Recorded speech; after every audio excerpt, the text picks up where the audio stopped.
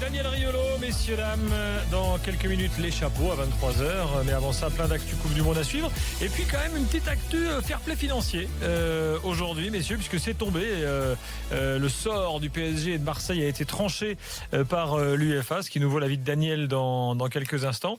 Et bien figurez-vous qu'il n'y a pas de sanction pour le PSG. Alors on s'attendait, on entendait tout, hein, le pire, l'horrible, voilà, et finalement aucune sanction donc envers le PSG a décidé l'UEFA. Alors apparemment le cas du PSG a quand même fait débat au sein de l'UEFA sur ce point, mais finalement on a décidé donc qu'il n'y aurait pas de sanction après les transferts de Neymar et d'Mbappé, hein. Donc c'était ça qui avait provoqué la procédure. En revanche, sanction pour l'OM qui a pris une amende et qui reste sous contrôle donc pour la saison prochaine. Ce qui nous vaut l'avis de Daniel du soir, jingle Riolo.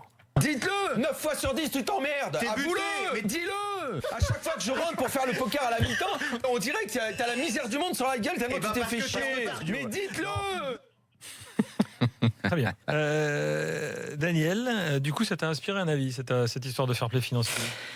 Oui, parce que effectivement, j'ai été évidemment extrêmement surpris. Tu vois, je suis tombé de ma chaise, de l'arbre, de mon échelle. Et tout le monde, pendant un an, nous a tellement annoncé que le PSG allait avoir la tête coupée. On nous a vendu quasiment jusqu'à l'exclusion des Coupes d'Europe, que forcément, voir le PSG relaxé...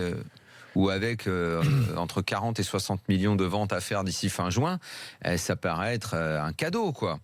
Évidemment, je surjoue parce que je savais que le PSG ne serait pas sanctionné, parce qu'il suffisait de se renseigner un petit peu, ce que visiblement n'ont pas fait énormément de nos confrères, pour qui il est plus facile de vendre du papier ou des articles en expliquant que le PSG c'est tout pourri, qu'ils ont triché, qu'ils ont volé, et d'aller chercher les infos auprès de ceux qui en France avait envie que le PSG soit sanctionné. J'entends par là le président de l'Olympique Lyonnais, qui, avec ses amis Porquet-Tebas, Rummenigge et d'autres en Italie, s'était un petit peu ligué pour que le PSG soit sanctionné devant l'UEFA.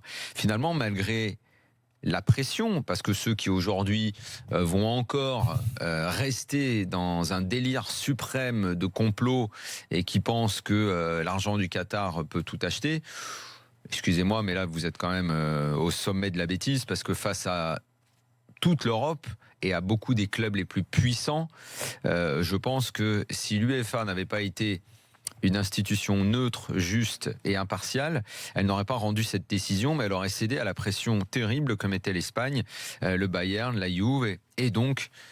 Jean-Michel Aulas, puisque lui n'avait décidé de ne pas être solidaire d'un club français qui lui a permis pourtant d'encaisser, qui va lui permettre d'encaisser bientôt un peu plus de droits télé qu'il en avait jusque-là, même s'il l'avait nié pendant longtemps, cette augmentation des droits télé. Donc, à tous ces gens-là... j'adresse un message en forme de pourquoi vous vous êtes trompés? Pourquoi vous nous avez raconté des bananes pendant un an? Pourquoi vous, mes chers confrères, avez relayé toutes ces bêtises? Pourquoi vous avez carrément souhaité que le PSG se fasse plomber par l'UEFA et son fair play financier? Voilà, je sais pas. Moi, je vais éviter de tomber dans le complot en parlant d'anti-PSG, d'anti-Qatar. Moi, je ne suis ni pro ni anti. J'essaie juste d'être juste et lucide dans tous mes commentaires en me renseignant avant. Quand il faut critiquer le PSG, je suis le premier. Quand il faut être juste et lucide, je suis également le premier. L'important, c'est que tout soit fait à bon escient.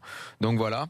Maintenant, j'espère que, parce qu'ils avaient été très silencieux, les dirigeants du football français, quand le PSG était attaqué de toutes parts, alors qu'ailleurs en Europe, on voit plutôt de la solidarité entre les clubs.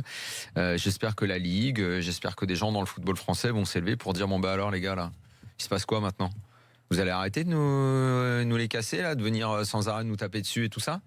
J'aimerais bien que la Ligue, j'aimerais bien que la présidente de la LFP dise, voyez, notre club est dans les clous. Donc, s'il vous plaît, maintenant, arrêtez de nous faire chier. Jérôme, ton avis? Moi, j'écoute Daniel. C'est vrai que de toute façon... Aujourd'hui, ça montre que le PSG travaille bien de ce côté-là.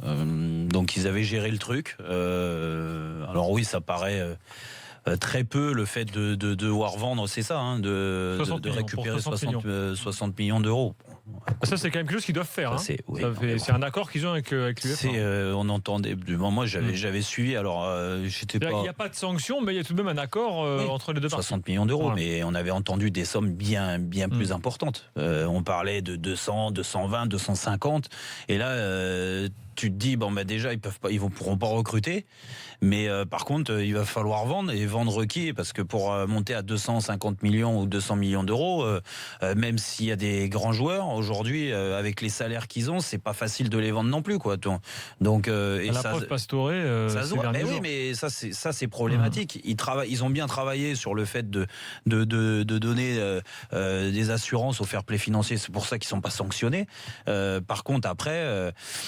Il faut qu'ils soient encore un peu plus vigilants sur le fait de donner des salaires comme ça à des joueurs qui sont des bons joueurs, mais qui sont pas des stars, quoi. Et pour s'en débarrasser par la suite, c'est très compliqué. Donc voilà, maintenant 60 millions d'euros, ils les auront. Mais tranquillement, et c'est bon signe pour le foot français, c'est bon signe bien sûr pour le Paris Saint-Germain. Voilà, moi je suis satisfait de ça. Ça veut dire que le club va continuer à grandir, le Paris Saint-Germain, que ça va pousser les autres derrière. On parlait de locomotive, oui, il faut une bonne locomotive devant pour pousser Marseille, Lyon, Monaco, ces clubs-là à rejoindre l'élite. Donc voilà, pour tout ça c'est très bien. Alors sur Marseille, le chiffre de l'amende est de 100 000 euros, donc c'est pas non plus 100 000 euros pour un club de foot. Voilà, donc c'est peanuts. Mais il reste quand même sous surveillance, dit-on à l'UEFA, les Marseillais. Ouais, mais eux, ils sont dans leur projet aussi. Ils grandissent. Ils auraient préféré faire la Ligue des Champions sans aucun doute, mais s'ils se font plaisir comme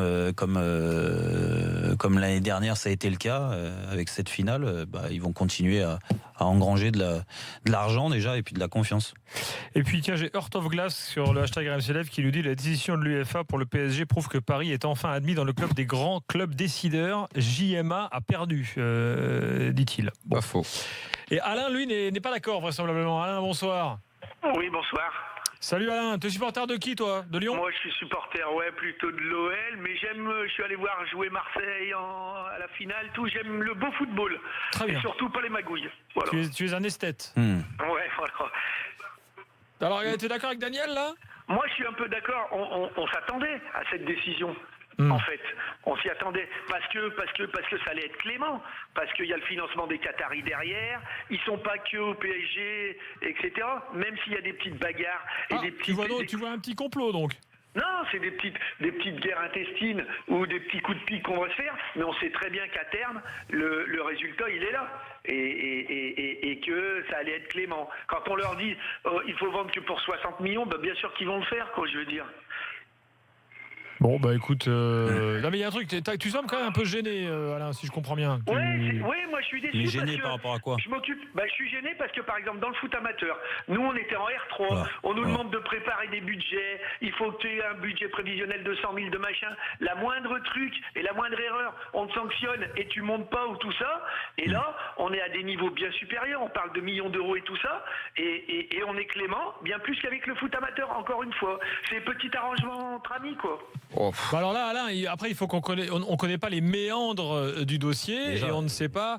On n'a pas assisté aux discussions au sein de l'UEFA entre le PSG et l'UEFA. Il n'y a aucun arrangement. Et puis Alain, quand le foot pro est sanctionné, les millions c'est à hauteur. Quand le PSG il y a 2 ans était sanctionné par le fair play financier et a vu son recrutement encadré, c'était à hauteur de ce que toi tu prends avec le foot amateur. Alain, merci en tout cas pour cet avis. Alain, en tout cas. Alors, 2-3 petites infos, plein d'infos Coupe du Monde, les gars. J'en ai plein à vous donner d'ici 23h. Après, on attaquera les chapeaux. Alors, je vais commencer par le Mercato Ligue 1, si vous voulez bien, parce qu'il se passe pas mal de petites choses. Je vous le donne comme ça, à la volée. S'il y a un truc qui vous intéresse, vous m'arrêtez. Goebbels signe à Monaco, donc le jeune Lyonnais qui voulait quitter Lyon. Au nom étonnant, quand même. Alors, il paraît qu'il faut dire Goebbels. Vaut mieux. Du coup, ça évite de penser forcément. 20 millions de transferts et plus un petit pourcentage à la revente pour les 20 millions. Monaco a payé 20 millions pour ce joueur. Très prometteur par ici. Ils sont sûrs de ce qu'ils vont faire avec lui. Non, c'est quand même je beaucoup. pense qu'ils sont pas sûrs. C'est un pari, quoi. Ils sont pas Beaucoup, sûrs. mais- C'est comme l'Italien qui est arrivé. C'est des paris. Et aujourd'hui, regarde l'Italien. Il est cher le pari, 20 millions. L'Italien, c'était combien l'année dernière? L'Italien, il a 17. Ouais. Donc 17. Et apparemment, les échos que moi j'ai en allant là-bas, C'est que c'est un souci. c'est pas ouais. génial. Justement, t'es pas obligé de faire 2 paris quand d'ailleurs. Ouais, mais après, beaucoup, c'est hein, leur, Mignon. c'est le leur- pari de la revente, c'est c'est leur que- politique. Ça a Ouais. fonctionné aussi sur Non, d'autres. mais pour donc, l'instant, ils ont plus eu de réussite que d'échecs. donc. Ouais, et puis ils peuvent se permettre, avec tout ce qu'ils ont encaissé, je pense que c'est pas grave de perdre 17 ou 20 millions d'euros. hein. Toujours à Monaco, le jeune gardien Nardi, qui paraît-il est très prometteur, a été Le reprêté. fils de Marie-Ange. A été reprêté au Cercle Bruges, là, le club filial de Monaco, qui est en D1 belge. Exactement. Nantes a son nouvel entraîneur, donc le Portugais Miguel Cardozo, il a signé. Donc Kita, il veut plus d'entraîneur français, hein, c'est réglé. Il s'est dit, le dernier il y en a- c'est Girard, maintenant terminé. Il y en a beaucoup, hein, il y en a de plus en ouais. plus. Hein. Il y en a de plus en Donc, plus. Et après, il y a vouloir des entraîneurs français et pouvoir en prendre, du Mais il y en moins a plus. Il y en a plus. voilà, non mais qui correspondent à ce que Kita veut mettre en place. Dire s'il veut la suite de Conceição, un entraîneur, franchement aujourd'hui c'est compliqué d'avoir un jeune entraîneur français de ce côté-là.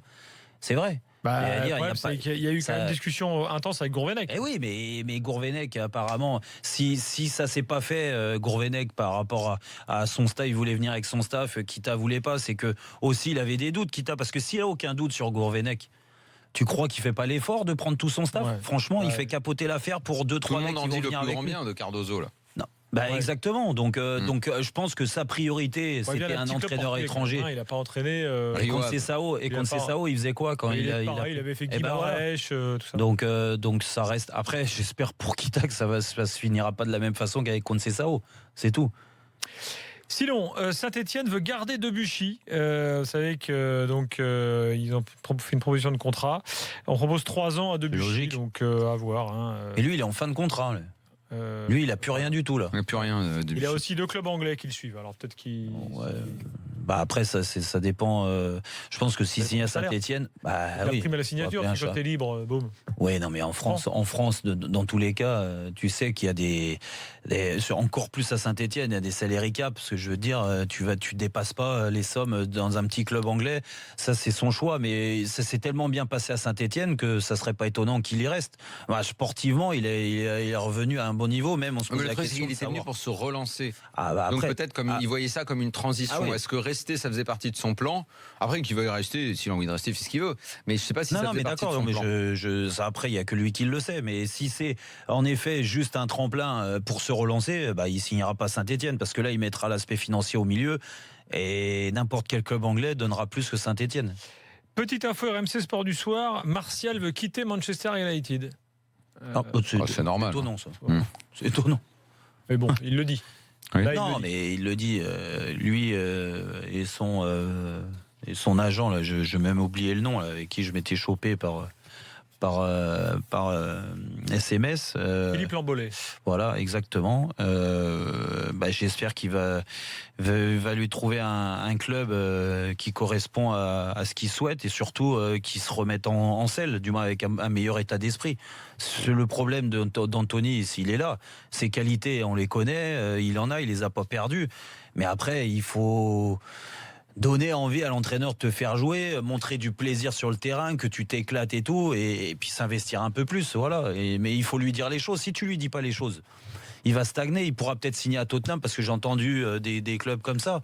Bien sûr qu'en termes de talent, il y a des clubs qui vont tenter le pari, mais s'il arrive avec le même état d'esprit, je peux te dire que c'est voué à l'échec. Hein.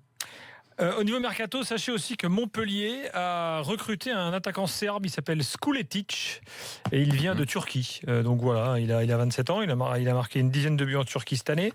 Et puis, bras de fer programmé entre l'OM et Pelé. Parce que l'OM veut garder Pelé comme deuxième gardien, mais Pelé a une offre de Strasbourg qui va en faire son numéro 1.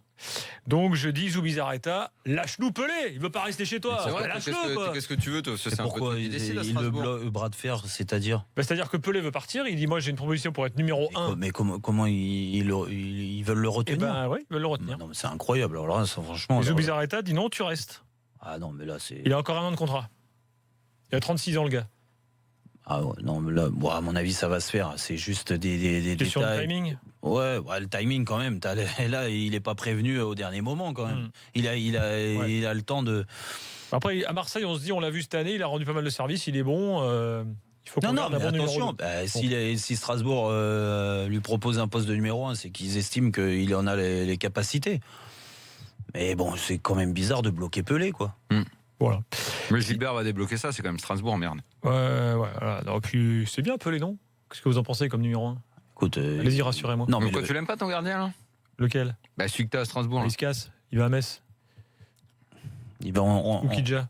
Ah oui. il va en D2 à Metz. Pourquoi il se casse? Bah, bon, Non, mais il y en après, avait, ils étaient deux au gardien début. qui était... Oui, le Non, mais au jeune début. Camara. Mais le jeune Camara qui a 18 ans, il n'a pas... Ah, il faisait Il un a peu pas peur. Mais non, mais il y a un gardien qui Il est va pour être traité. Strasbourg là, qui a le nom là pour être chez vous là. Gunther là. Gürtner. Gunther, c'est un gardien pour vous Gürtner, ça. il a été formé à Strasbourg, il est à C'est Amiens. pour vous ça. Et Bah le mec, ouais, il mais a un bon. nom strasbourgeois et tout. Le mec, il est bien à Amiens et aussi tout. à plein nez et tout. Il faut Très le prendre bon, lui. très Mais bon, prenez-le. Gürtner. Vous avez raté Jean-Loup Lecca. Non, les cas signalance. Ben oui, non mais vous l'avez rendu. Mais non, mais il faut qu'ils prennent l'Alsacien. Ils aiment bien rester entre eux. Encore 2-3 petites infos. Ah ouais, ils sont comme ça. C'est Inzaghi, Ah ouais, nouvel entraîneur de Alsaco, Bologne, à Filippo. mort. Et Anigo, à la Côte en Grèce. Il était entraîneur d'un club de Levadiakos. Ça s'est bien passé. Là, il a signé à Panionios. Anigo est le nouvel entraîneur de Panionios. Qui avait sorti Sochaux une année là. Exact. Panionios. Époque Jean-Claude Plessis. Panionios. Panionios. En tout cas, il a raison. La Grèce, c'est un magnifique pays qui reste là-bas. Dans quelques instants, nous sommes de retour avec l'actu de l'équipe de France. On a une idée de la compo pour le match face à l'Australie. Et il y a pas mal de surprises. On y arrive dans quelques instants. Pas mal. Dis-moi, mais Non. toi qui parles de Didier Deschamps, tu nous avais pas tout dit. On y revient dans quelques instants. Blaisé. On y revient dans quelques instants dans l'after.